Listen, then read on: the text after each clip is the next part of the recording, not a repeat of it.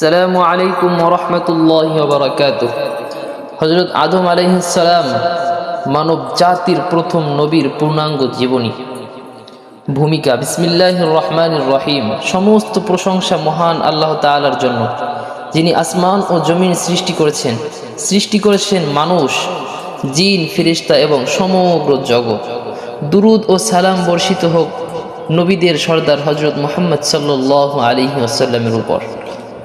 প্রিয় দর্শক, আজকের এই দীর্ঘ ও বিশেষ পর্বে আমরা আলোচনা করব মানব জাতির প্রথম মানুষ, প্রথম নবী এবং পৃথিবীতে আল্লাহর প্রথম খলিফা হযরত আদম আলাইহিস সালামের পূর্ণাঙ্গ জীবনী নিয়ে।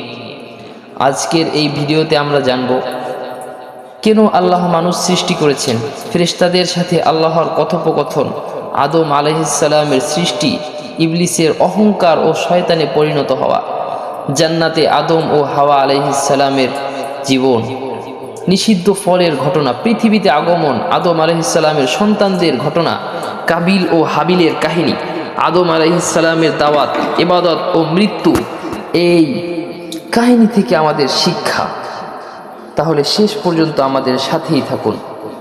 প্রথম অধ্যায়, মানুষ সৃষ্টির পূর্বে পৃথিবীর অবস্থা। মানব জাতি সৃষ্টি হওয়ার আগেই আল্লাহ তাআলা আসমান ও জমিন সৃষ্টি করে রেখেছিলেন।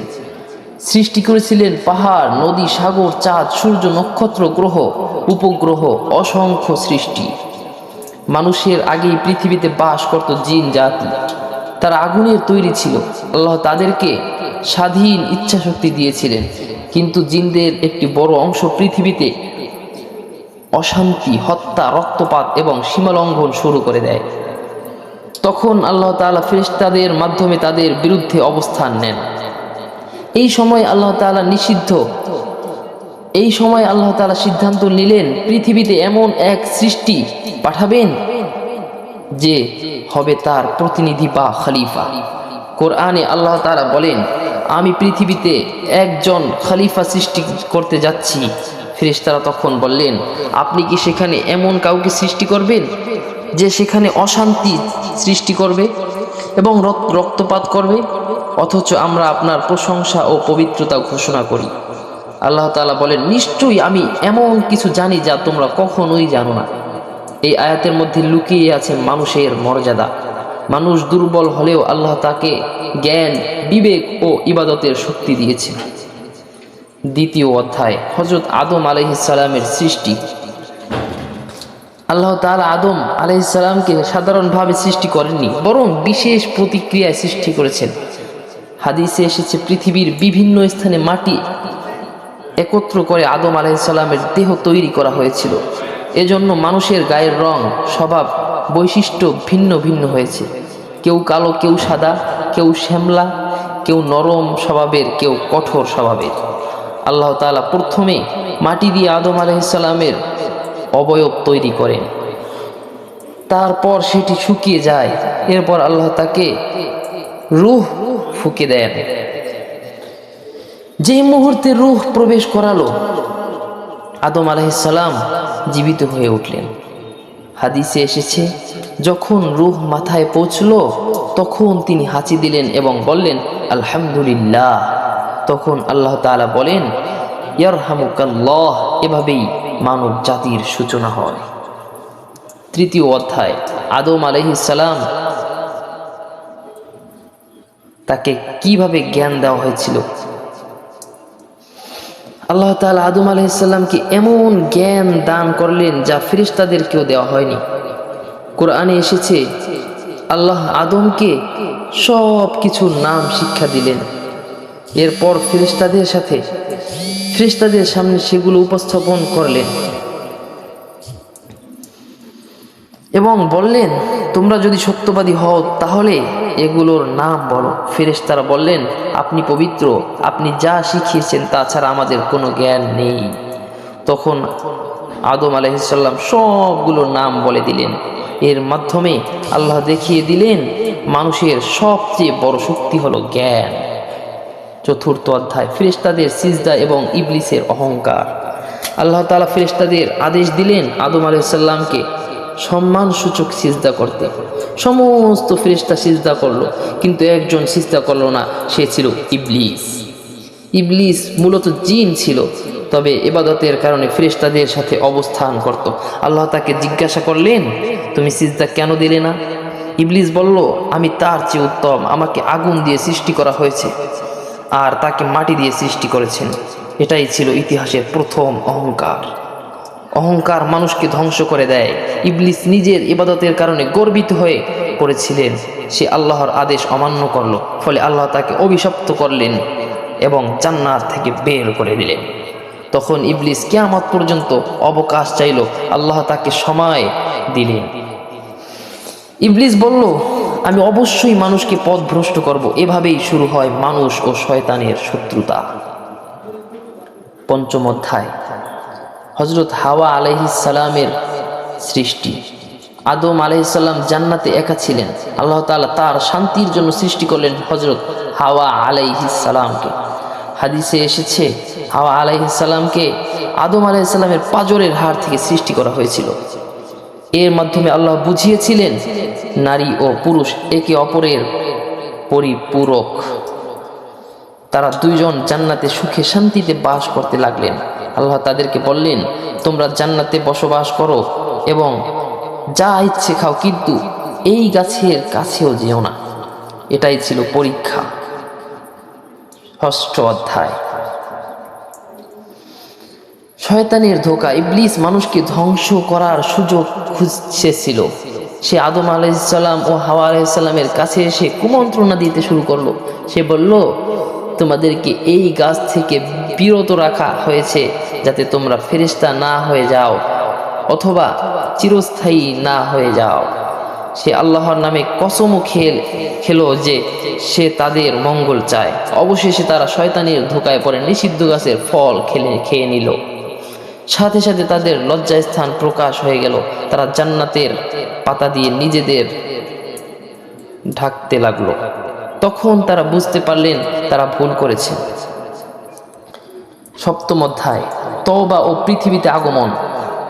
আদম আলাইহিস সালাম ও হাওয়া আলাইহিস সালাম অত্যন্ত অনুতপ্ত হলেন। তারা আল্লাহর কাছে ক্ষমা প্রার্থনা করলেন। কোরআনের বিখ্যাত দোয়া, হে আমাদের রব, আমরা নিজেদের উপর জুলুম করেছি। যদি আপনি আমাদের ক্ষমা না করেন এবং দয়া না করেন, তাহলে আমরা ক্ষতিগ্রস্তদের অন্তর্ভুক্ত হয়ে যাব। আল্লাহ তাদের তওবা কবুল করলেন, কিন্তু পরীক্ষার অংশ হিসেবে তাদের পৃথিবীতে পাঠিয়ে দিলেন। আল্লাহ বললেন, তোমরা পৃথিবীতে নেমে যাও, সেখানে তোমাদের জন্য সৃষ্টি নির্দিষ্ট সময় পর্যন্ত বসবাস ও জীবন যাপন করার সুযোগ রয়েছে। এভাবেই পৃথিবীতে মানব জাতির সূচনা হলো। অষ্টম অধ্যায়, পৃথিবীতে আদম আলাইহিস সালাম এর জীবন শুরু। পৃথিবীতে নেমে আসার পর আদম আলাইহিস সালাম নতুন এক জীবনের সূচনা করেন। এখানে ছিল কষ্ট, পরিশ্রম, ক্ষুধা, গরম, ঠান্ডা এবং শয়তানের ওয়াসওয়াসা। আদম আলাইহিস সালাম মানুষকে কৃষিকাজ, জীবন যাপন, ইবাদত, সভ্যতার প্রাথমিক শিক্ষা দেন। তিনি ছিলেন পৃথিবীর প্রথম নবী। আল্লাহ তার মাধ্যমে মানুষকে তাওহীদের শিক্ষা দেন। তিনি মানুষকে বলতেন, শুধু এক আল্লাহর ইবাদত করো। নবম অধ্যায়, আদম আলাইহিস সালামের সন্তান। আদম আলাইহিস সালাম ও হাওয়া আলাইহিস সালামের বহু সন্তান জন্মগ্রহণ করে। ইতিহাসে এসেছে যে প্রত্যেকবার একটি ছেলে ও একটি মেয়ে জন্মগ্রহণ করত। তখনকার শরীয়তে এক গর্ভের ছেলে অন্য গর্ভের মেয়েকে বিয়ে করতে পারত। এভাবেই মানব জাতি বিস্তার লাভ করতে থাকে। তাদের সন্তানদের মধ্যে সবচেয়ে বিখ্যাত ঘটনা হলো কাবিল ও হাবিলের কাহিনী। দশম অধ্যায়, কাবিল ও হাবিলের ঘটনা। কাবিল ও হাবিল ছিল আদম আলাইহিস সালামের দুই ছেলে। হাবিল ছিল নেককার ও আল্লাহ ভীরু, আর কাবিল ছিল অহংকারী ও হিংসু। এক সময় তাদের দুজনকে আল্লাহর উদ্দেশ্যে কোরবানি করতে বলা হলো। হাবিল উত্তম কোরবানি পেশ করলো, কাবিল নিম্ন মানের জিনিস দিল। আল্লাহ হাবিলের কোরবানি কবুল করলেন, কিন্তু কাবিলেরটি কবুল হলো না। এতে কাবিলের প্রচণ্ড রাগান্বিত হয়ে গেল। সে বলল, আমি তোমাকে হত্যা করব। হাবিল বলল, আল্লাহ তো মুত্তাকিদের কোরবানি কবুল করেন। অবশেষে কাবিল নিজের ভাই হাবিলকে হত্যা করলো। এটাই পৃথিবীর প্রথম হত্যা। হত্যার পর সে বুঝতে পারছিল না লাশ কি করবে। তখন আল্লাহ একটি কাক পাঠালেন। কাকটি মাটি খুঁড়ে আরেকটি মৃত কাককে দাফন করলো। তখন কাবিল শিখল কিভাবে মানুষকে দাফন করতে হয়। এই ঘটনা মানব ইতিহাসের এক ভয়াবহ শিক্ষা। 11তম অধ্যায়, আদম আলাইহিসসালামের দাওয়াত ও শিক্ষা। আদম আলাইহিসসালাম দীর্ঘ সময় পৃথিবীতে জীবন যাপন করলেন। তিনি তার সন্তানদের আল্লাহ ভীতি, তাওহীদ, নৈতিকতা এবং পারিবারিক জীবনের শিক্ষা দেন। তিনি সতর্ক করেন, শয়তানের অনুসরণ করো না, অহংকার করো না, হিংসা করো না, আল্লাহর অবাধ্য হয় না, কারণ তিনি নিজে শয়তানের ধোঁকার ফল দেখেছেন। তিনি মানুষকে নামাজ, দোয়া, আল্লাহর স্মরণ এবং তাওবার শিক্ষা দেন। 12তম অধ্যায়, আদম আলাইহিসসালামের উচ্চতা ও বৈশিষ্ট্য। হাদিসে এসেছে আদম আলাইহিসসালামের উচ্চতা ছিল 60 হাত। তিনি অত্যন্ত সুদর্শন ছিলেন। আল্লাহ নিজ হাতে তাকে সৃষ্টি করেছেন। তিনি বহু ভাষা জানতেন এবং অসাধারণ জ্ঞান সম্পন্ন ছিলেন। মানব জাতির সকল গুণের সূচনা তার মাধ্যমেই হয়েছে। 13তম অধ্যায়, আদম আলাইহিসসালামের মৃত্যু। এক সময় আদম আলাইহিসসালাম এর জীবনের শেষ সময় চলে আসে। তিনি তার সন্তানদের নসিহত করেন, সব সময় আল্লাহকে ভয় করবে এবং তার আনুগত্য করবে। হাদিসে এসেছে ফেরেশতারা এসে তার রূহ কবজ করেন। এরপর তাকে গোসল করানো হয়, কাফন দেওয়া হয় এবং দাফন করা হয়। মানব ইতিহাসে এটাই ছিল প্রথম জানাজা ও দাফনের শিক্ষা। 14তম অধ্যায়, আদম আলাইহিসসালামের জীবনী থেকে শিক্ষা। প্রিয় দর্শক, হযরত আদম আলাইহিসসালামের জীবনী শুধু একটি ইতিহাস নয়, এটি আমাদের জন্য জীবনের বিরাট শিক্ষা। মানুষ সম্মানিত সৃষ্টি। আল্লাহ মানুষকে জ্ঞান দিয়েছেন এবং খলিফা বানিয়েছেন, তাই মানুষকে নিজেদের মর্যাদা বুঝতে হবে। অহংকার ধ্বংসের কারণ। ইবলিসের পতনের মূল কারণ ছিল অহংকার, তাই কখনো নিজেকে বড় মনে করা যাবে না। শয়তানের কুমন্ত্রণা। শয়তান মানুষের চিরশত্রু। শয়তান সব সময় মানুষকে পথভ্রষ্ট করতে চায়, তাই সতর্ক থাকতে হবে। ভুল করলে তওবা করতে হবে। আদম আলাইহিসসালাম ভুল করেছিলেন, কিন্তু সঙ্গে সঙ্গে তওবা করেছিলেন। আল্লাহ তার তওবা কবুল করেছিলেন। হিংসা মানুষকে ধ্বংস করে।